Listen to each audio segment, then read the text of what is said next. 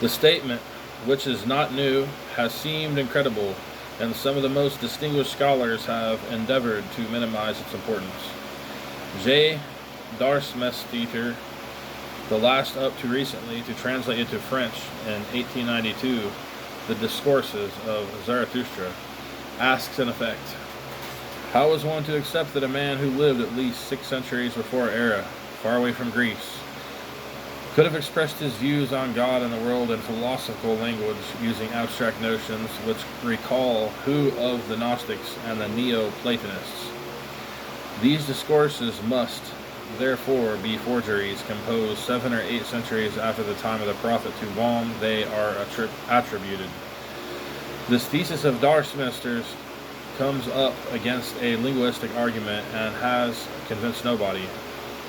More recently, in 1937, the Swedish scholar Newberg has, without in any way denying the antiquity of Zoroaster's doctrine, sought to deny its philosophical character.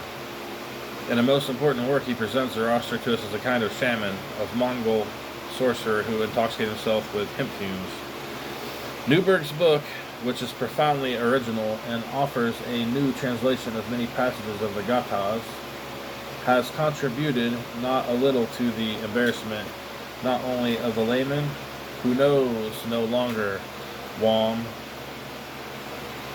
to trust, but of many expert scholars who have found themselves obliged to take this big book into account since they were unwilling to refute it. This fairly general uneasiness has found expression in the words of Miles Simon Peterman, the author of 2 theses on dualism, who writes, I do not know why scholars avoid with any kind of horror representing Zoroaster as a philosopher as having anything, however, little to do with philosophy. Yet, if there is an abstract of philosophical religion, it is indeed his. Why should one not want to recognize it? Because it is very ancient? Everything more ancient than one thinks even, and especially philosophy. Before we ask ourselves in what sense, obviously rather a different one from the inherited from Greek thinkers,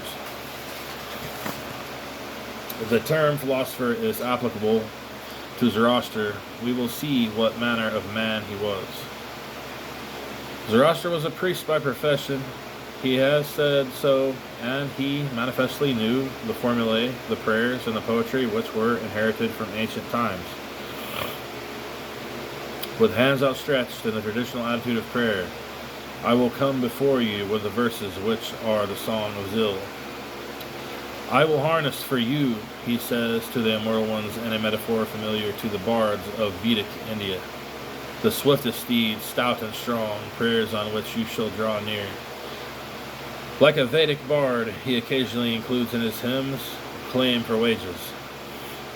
Shall I receive for my reward, through righteousness, 10 mares of the stallion and a camel, which were promised to me? But he is not a priest like the others. He feels that he has a singular vocation. He is the prophet of the Lord. To me, he says, who will praise you as you have never been praised? His word is not heard, and perhaps there is not room for him among his own people. To what land shall I flee?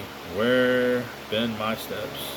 Am I thrust out from family and tribe? I have no favor from the village to which I would belong, nor from the wicked rulers of the country. How then, O Lord, shall I obtain thy favor? But he knows the reasons for his failure. His lack of resources is the cause of his powerlessness. Is he, then, so poor? He complains of possessing few animals and few men, but he is surely not a nobody, a beggar. He is a man of rank and good family, and he has nothing of the outlaw or anarchist. He does not preach the coming of the new law as a kind of general strike. He wants to progress of society in its traditional framework, finding his preaching unsuccessful. He will be content with the predicting, without being heard, the coming of the kingdom which is not of this world.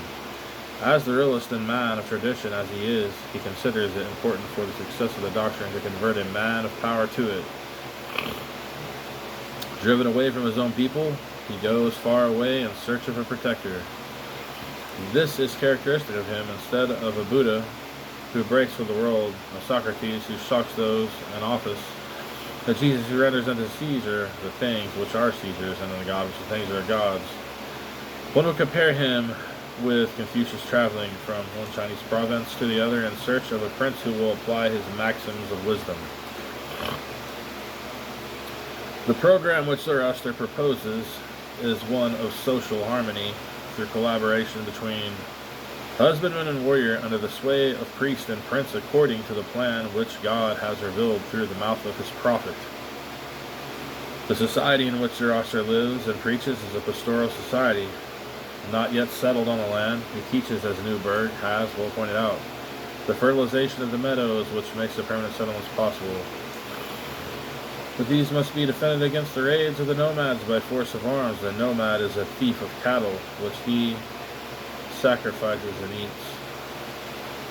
The good deed is to be summarized shortly as the care and the defense of the cattle, to which is aided the duty of extending the area of fertilized meadows at the expense of the nomad. This eminently practical and earthbound aspect of Zarathustra's program is not always recognized.